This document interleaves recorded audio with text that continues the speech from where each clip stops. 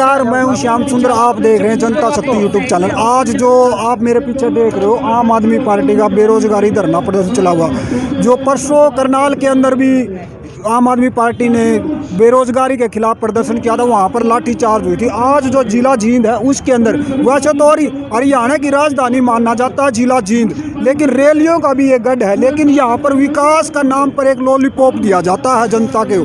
आज वहीं पर आम आदमी पार्टी बेरोजगारी के खिलाफ अल्लाह बोल रही है। पूछेंगे मैम से क्या कुछ है, मैम क्या देखिए, हरियाणा बेरोजगारी में नंबर 1 हो चुका है। इसके लिए विरोध प्रदर्शन के लिए अभी हमने 2 दिन पहले करनाल में भी हमने धरना प्रदर्शन किया था, और आज पूरे हरियाणा के 22 जिलों में ये धरना प्रदर्शन हो रहा है। आप देख रहे हो कि क्रांतिकारी साथी किस तरह से बैठ के आम लोगों की आवाज़ को उठा रहे हैं, क्योंकि आप ये देखिए कि यहाँ पे हमारे कितने युवा, स्कूल के बच्चे, कॉलेज के स्टूडेंट्स खड़े हैं। इस समय हर कोई बेरोजगारी से परेशान है। अगर हम घर घर में जाते हैं तो घर घर में लोगों के पास कहते हैं कि रोटी खाने के साधन भी नहीं है। महिलाएं अपने बच्चों के रोज़गार के लिए बहुत ज़्यादा चिंतित हैं। उनकी सिर्फ एक ही मांग होती है कि किसी तरह से हमारे बच्चों को कोई छोटी मोटी नौकरी दे दी जाए, परंतु ये सरकार आप देखिए कि सिर्फ वादे करती है, जुमलेबाजी करती है, लेकिन किसी तरह का कोई रोज़गार नहीं लोगों को दिया जाता है।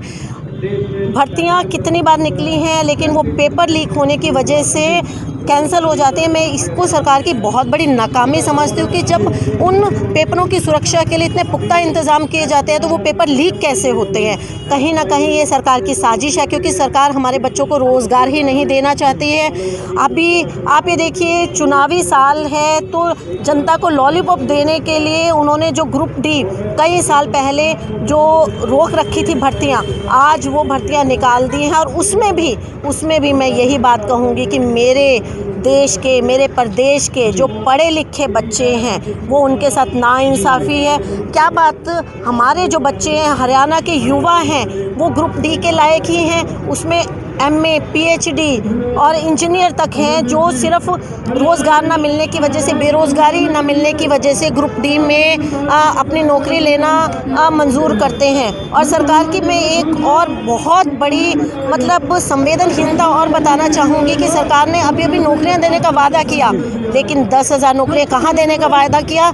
इजराइल में। इजराइल जो ऐसा एक युद्ध क्षेत्र देश है जहाँ पे हर देश अपने अपने नागरिकों को बाहर निकाल रहा है ताकि उनको सुरक्षित उनके जगह पे पहुंचाया जाए, लेकिन हमारे माननीय मुख्यमंत्री जी एक युद्ध क्षेत्र में हमारे देश के युवाओं को मरने के लिए भेज रहे हैं। और हमारा युवा भी इतना मजबूर है कि वो मजबूरी वश होकर उनको लग रहा है कि भूख से मरने से अच्छा है इजराइल जाके गोली खा के मरना। जैसे पहले एकेडमियों में बच्चे खूब होते थे, लेकिन एडमिशन भी नहीं मिलता था। आज सभी एकेडमी खाली पड़ी हैं। बच्चा जो शिक्षा की तरफ जा रहा था, आज वो शिक्षा की बजाय वो विदेशों की तरफ भाग रहा है। इसका क्या कारण है? इसका कारण बेरोज़गारी है। बच्चों को ये पता है कि चाहे वो उच्च शिक्षा ले लें, चाहे वो एकेडमियों से शिक्षा ले लें, चाहे वो किसी तरह की वोकेशनल ट्रेनिंग ले लें, लेकिन अंत में उसका परिणाम क्या निकलेगा कि वो बेरोज़गार होके घर बैठते हैं। और माँ बाप भी इस चीज़ से परेशान हो जाते हैं, और युवा भी परेशान होकर कहीं ना कहीं अपराध का सहारा ले लेते हैं। कहीं ना कहीं वो नशे की गिरफ्त में युवा चला जाता है।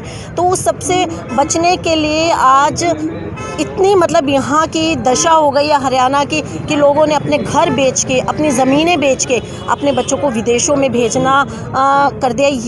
ये मतलब इससे पहले सिर्फ पंजाब में हुआ करता था कि पंजाब में लोग अपने अपने बच्चों को रोज़गार के लिए विदेशों में भेज दिया करते, लेकिन पंजाब में आम आदमी पार्टी की सरकार आते ही सरकार ने इतनी तो सरकारी नौकरियां दे दी, और उसके साथ में प्राइवेट सेक्टर्स में भी लोगों के लिए रोज़गार उन्होंने मुहैया कराना शुरू कर दिया। तो पंजाब से तो लोगों ने अपने बच्चों को विदेशों में भेजना तकरीबन बहुत कम कर दिया, परंतु हरियाणा वासियों ने इस बेरोजगारी से तंग होकर अपने बच्चों को विदेशों में भेजना। मैम, अगर आपकी सरकार आम आदमी पार्टी हरियाणा में बनती तो आप किन वादों के साथ होते? देखिए, आम आदमी पार्टी आम जनता की पार्टी है। ये कोई राजनीतिक पार्टी नहीं है। ये एक सामाजिक, मैं इसको सामाजिक काम के लिए एक सामाजिक संस्था का ही नाम देती हूँ, क्योंकि अरविंद केजरीवाल जी जो दिल्ली में सरकार चला रहे हैं भगवंत मान जी, जो पंजाब में सरकार चला रहे हैं, उनकी जो लोगों के लिए शिक्षा है, स्वास्थ्य है, बिजली पानी जैसी मूलभूत सुविधाएं हैं, महिलाओं का अधिकार है, बुजुर्गों का सम्मान है और सबसे ज़रूरी युवाओं के लिए रोज़गार दे रहे हैं वो लोग। और मैं अपने हरियाणा वासियों से वादा करती हूँ कि आप इस बार 2024 के चुनाव में एक मौका यहाँ पे अरविंद केजरीवाल जी को दीजिए और आपके बच्चों को रोज़गार भी मिलेगा, आपके बच्चों को अच्छी वर्ल्ड क्लास शिक्षा भी मिलेगी और जो स्वास्थ्य सेवाएं हैं वो भी मुफ्त मिलेंगी और साथ में महिलाओं के लिए सुरक्षा के साथ साथ उनके लिए रोज़गार की व्यवस्था भी की जाएगी और दिल्ली और पंजाब की तर्ज पे हमारे जो 60 साल से ऊपर के बुज़ुर्ग हैं उनको तीर्थ यात्रा भी करवाई जाएगी। जी मैम, एक आखिरी सवाल है मेरा। आप अभी एक मुद्दा चल रहा है बहुत ज़ोर से, EVM का। जी, आप बैलेट पेपर चाहते हैं या वोटिंग मशीन? देखिए, चुनाव में पारदर्शिता होनी चाहिए, चाहे वो EVM से हो, चाहे वो बैलेट पेपर से हो।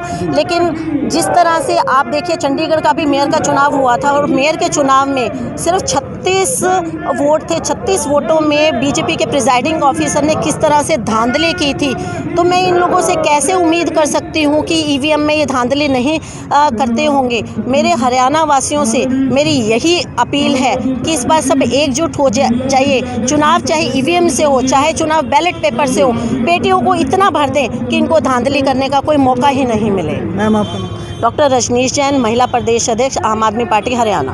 धन्यवाद।